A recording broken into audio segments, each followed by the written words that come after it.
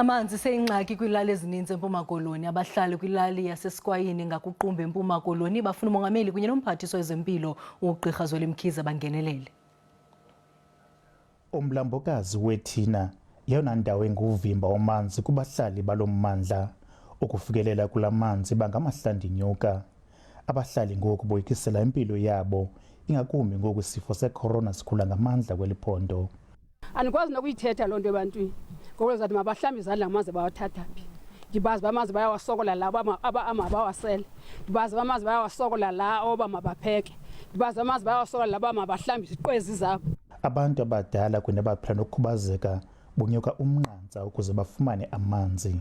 Biza wena president, sibiza wena Dr. Mkhize, ndiyanefavor ndiyanethanda kodwa nakha ke intervene evillage yase-Sikwayini. Amaxhegwazana yehla apha, izinja zifela apha, inkomo zifela apha, amanzi angcolile bekunethile. Kuthiwa abantu mabaselephi.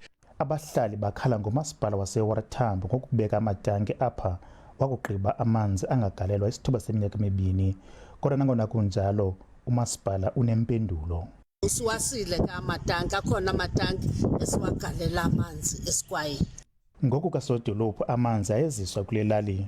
Ukuba akhona amanzi okanye ake angabikho ingangumngeni, kodwa kufanele ukuba akhona xa kukho amatanki. Abahlali ke bona banyamezela ukwehla besonyuka amaxethuka khona ukuze bafumane oku kwethontsi lamanzi. Kwiindaba ze-SABC ndinkululeko Nyembezi, kuQumbu.